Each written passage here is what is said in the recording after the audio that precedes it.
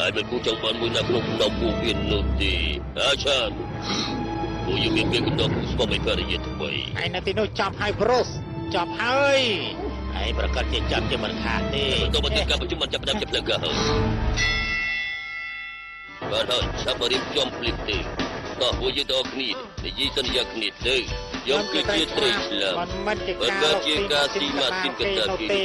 ព្រោះទៅខ្ញុំដូររូបភាពនេះខ្ញុំនឹងផ្លាស់ប្ដូរខ្លួនខ្ញុំគឺជាត្រីមិត្តភក្តិមិនមែនជាអាហារទេ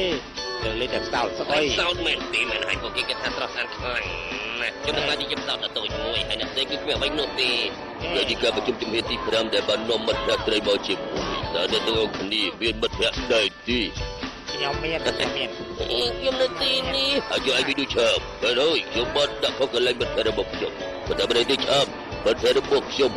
ជួយខ្លួនឯងបានអូខេខ្ញុំមានអារម្មណ៍ថាដាក់ខុសកន្លែងហើយនៅសម្លេងអូខេ អរគុណហើយអ្នកទាំងពីរអានុយទៅនោះគឺសម្រាប់នៅខ្ញុំ ខ្ញុំនឹងចាប់ដើមសក្តិភាពសួស្តីខ្ញុំឈ្មោះថាប្រូសណា សួស្តីប្រុស បើចាំបានទៅចាប់តាំងពីត្រីចុងក្រោយរបស់ខ្ញុំនៅកន្លែងមានកិត្តិយសរបស់ខ្ញុំឬក៏ខ្ញុំត្រូវចិញ្ច្រាំដាក់ចូលក្នុងស៊ុប លោកក៏ជាអាចចូលរបស់ពួកយើង ត្រូវហើយបន្តមកទៀតដល់ខ្ញុំស៊ីឡាដូមកខាងក្រោមខាងមុខនេះតែម្ដងទៅអូ វ៉ាវ ត្រូវមកទីនេះមកលើឡើងលោកស្រីជួយឈ្មោះថាដូរី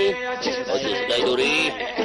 អរណាស់ខ្ញុំមិនអាចបានគិតថាខ្ញុំហូបត្រីនោះទេ ម៉ែនេះមិនគួរជឿ លោកដល់សម្រាប់គូស្វាមីភរិយាទាំងពីរនេះខ្ញុំស្មានពេញដើមទ្រូង